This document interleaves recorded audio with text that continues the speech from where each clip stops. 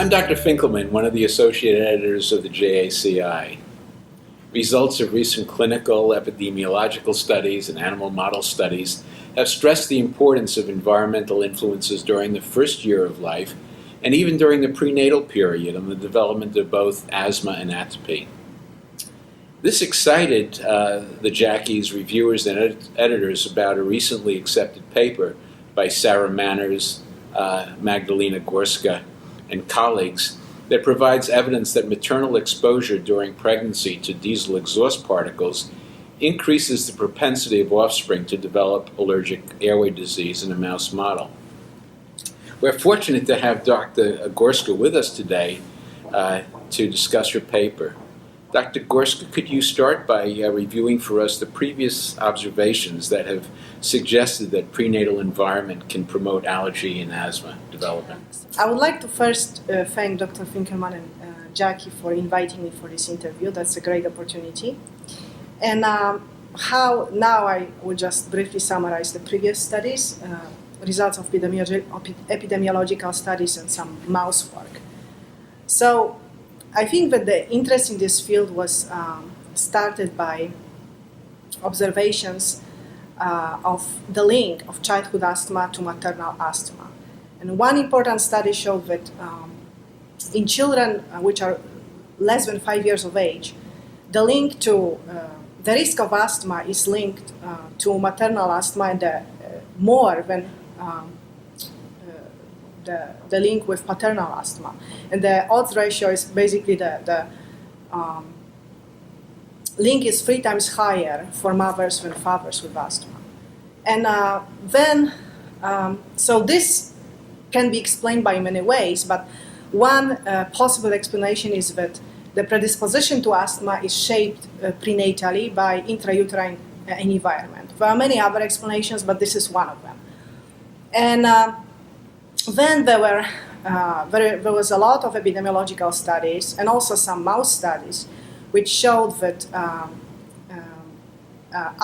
risk of asthma is linked to exposure to diesel exhaust or traffic-related pollution, to cigarette smoke, bisphenol A, which is present in plastics, and also to things like folate, which is still controversial, but there are some mouse studies linking this folate to asthma.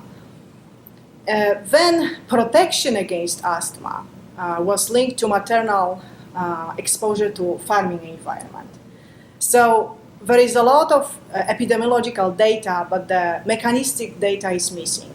So that's why we started to work on this, because there is obviously gap in knowledge. Thank you very much for that background. So with that background in mind, can you summarize your experimental model and the main observations of your paper?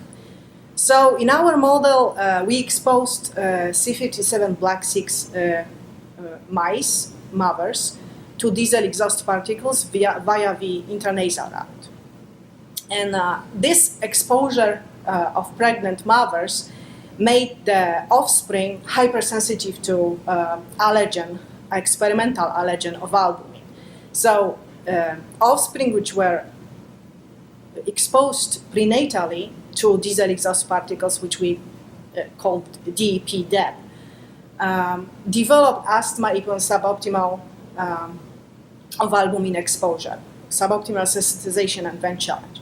In contrast, pups which did not receive this prenatal exposure to diesel exhaust particles did not develop asthma upon this suboptimal challenge with allergen.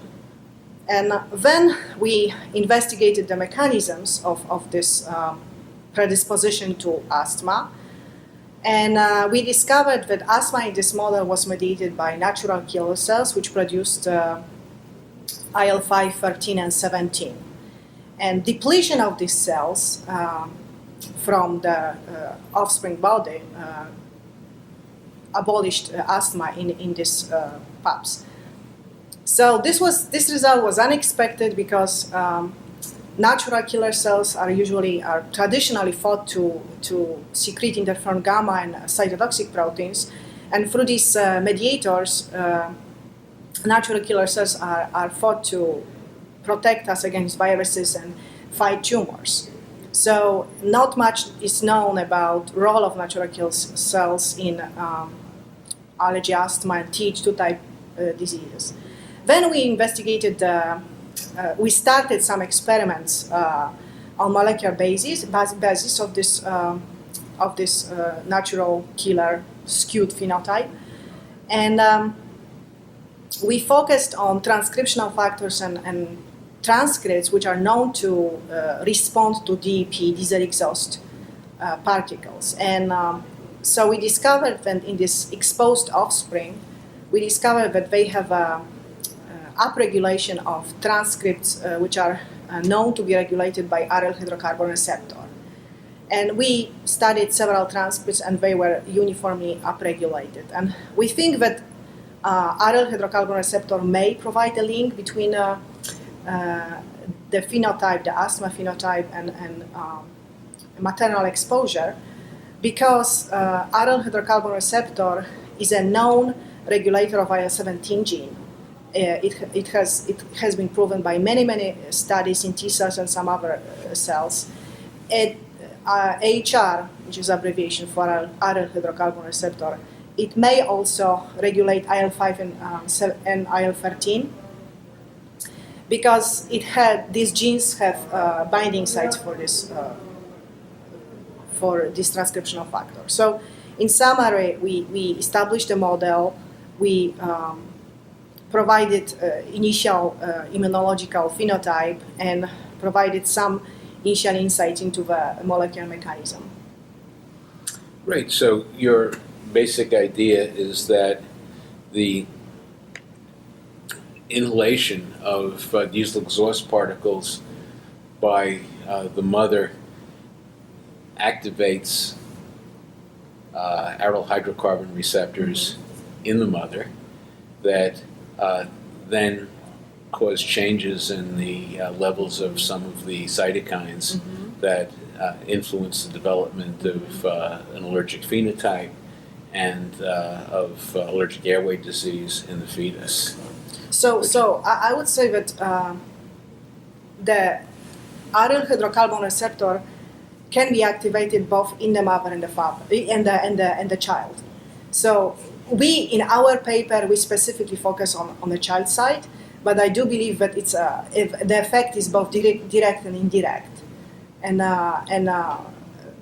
the maternal side, that the DEP or diesel particles can activate many mechanisms in the mother. They can affect maternal immunity, microbiome. They can affect even placental blood flow or oxygen exchange, and that may. All of these things may affect secondarily, may can affect indirectly the fetus. But obviously, AHR ligands, which are in these particles, they may cross placenta, and they do activate fetal side too. So the mechanisms are really the multiple levels how this can happen. So one of the wonderful things about your paper is that it does provide an excellent starting point for further dissection of this, like doing experiments with models in which the mother is knocked out for aryl hydrocarbon receptor, but the fetus has it, or even vice versa, to see at what level this is operating. Now,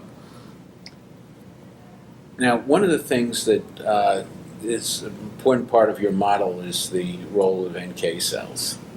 And this is going to be very provocative, both because, as you said, it differs from our usual understanding of what NK cells do, and because of the actual techniques that you use to eliminate NK cells. So for our readers, the approach that you used was to inject an antibody which would eliminate both NK cells and NK T cells. And this is important because NK T cells have also been implicated by Dahlia Metsu's group and others in the development of allergic airway disease. So can you go over the reasons why you think that it's NK cells rather than NK T cells or both that are important in the aryl hydrocarbon induced model? So I would say that I have 3 layers of evidence. So first, evidence is that NK cells, not NKT cells, are a primary source of cytokines in this model. So if you look, I look both in a paper, I present data from the spleen, but I also looked recently in the lung. And both spleen and lung cytokine positive cells are NK cells. So this is the first evidence. Then, in terms of depleting antibodies, so anti-NK1.1 depletes both NK and NKT cells, but I also used recently anti-ACLO-GM1 antibody. It's not in the paper, but just preliminary data. And this antibody depletes NK cells, but not NKT cells. And this antibody also blocks asthma in these exposed pups. And so this is a second line of evidence. Then the third evidence is that, that's also recent data, I use CD1D knockout pups, and they have asthma. So basically, I think that I excluded the role of NKT cells. Oh, very nice. You've covered it in 3 distinct ways. And that, even though that's perhaps not the number 1 message of your paper, that really is something new and important for people in the field to be aware of.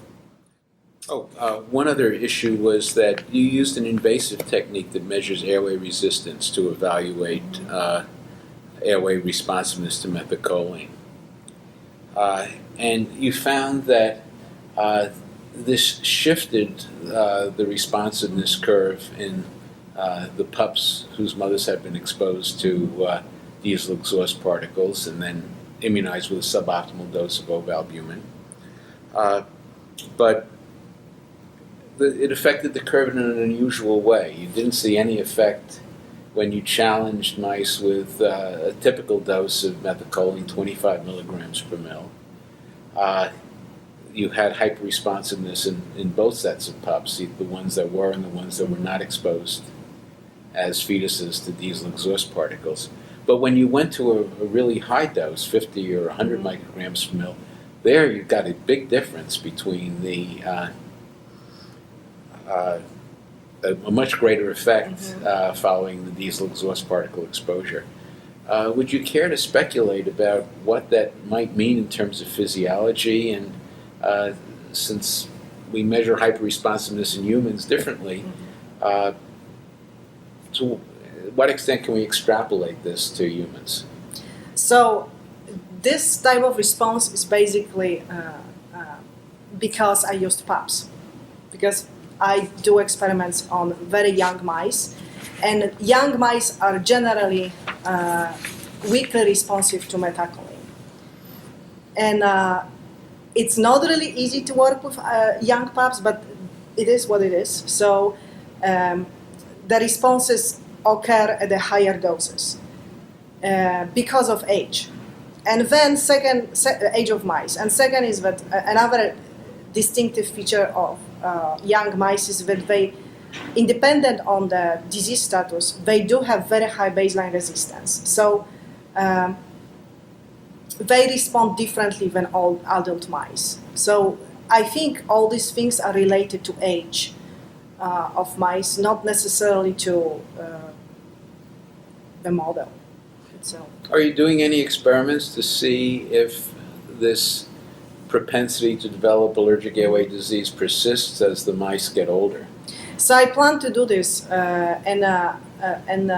so I plan to delay allergic sensitization and allergic and challenge in age, and definitely it is going to be done. Oh, that's wonderful. The most important question I can ask, though, is have the results of your study had any effect on you when you find yourself trailing a diesel exhaust particle spewing bus or truck?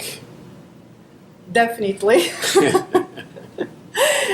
Definitely. So yes, definitely. So you become more of an environmentalist. Yes, I became an environmental biologist. Well, thank you so much for taking the time to enlighten our readers with your novel and important work. We appreciate your coming here and talking with us. Yeah, about thank you this. very much for this opportunity.